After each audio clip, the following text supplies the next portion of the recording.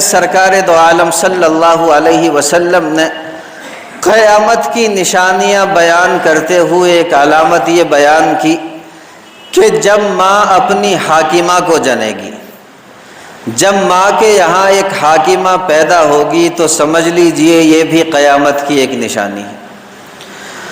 آج آپ دیکھ لیں میرے پیارے بھائیوں، کتنی بیٹیاں ایسی ہیں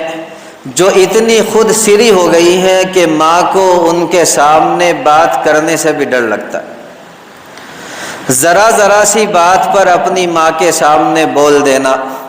اپنی ماں کو جھڑک دینا، اپنی ماں کو ڈانٹ دینا، اپنی ماں سے ضد لگا لینا اور یہ کہنا کہ نہیں جو میں چاہوں گی وہی ہوگا، یہ میرے پیارے بھائیوں قیامت کے آنے کی ایک علامت ہے۔